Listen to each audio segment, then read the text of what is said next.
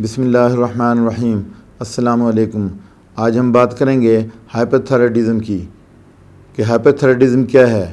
یہ ایک گلینڈ ہے جو ہمارے گلے کے نچلے حصے میں پایا جاتا ہے۔ اس کی تتلی نما شکل ہوتی ہے۔ اس کا کام ہارمونز کو بنانا اور خون تک پہنچانا ہے، جس سے میٹابولزم بڑھ جاتا ہے، تیز ہو جاتا ہے۔ یہ انرجی اور پروٹین کو بھی کنٹرول کرتا ہے۔ تھائرائیڈ کی بیماری مردوں کی نسبت عورتوں میں زیادہ پائی جاتی ہے۔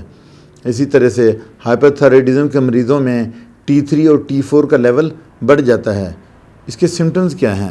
کیسے ہمیں پتہ چلتا ہے کہ یہ ہائپرتھائرائڈزم کا پیشنٹ ہے؟ سٹریس ہوتی ہے، سٹریس بہت زیادہ بڑھ جاتی ہے، ڈپریشن بڑھ جاتا ہے۔ اس کے بعد آیوڈین سالٹ یوز کرنے کی وجہ سے یہ بڑھ جاتا ہے۔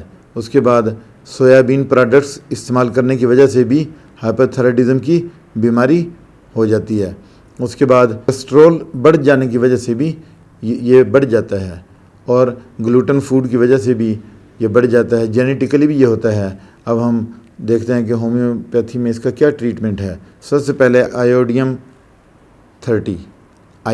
30 میڈیسن جو ہے وہ آپ نے لینی ہے۔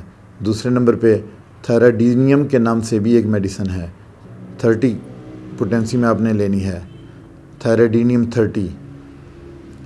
فائٹولاکا 200 میں لینی ہے، اور اس کے بعد کلکیریا کارب 200 میں لینی ہے۔ لیکن یہ جو کلکیریا کارب ہے یہ آپ نے 200 میں ویکلی لینی ہے، ہر روز نہیں لینی، ویکلی لینی ہے۔ اور اس کے بعد چوتھی میڈیسن ہے فیوکس، وہ بھی آپ نے کیو فارم میں لینی ہے۔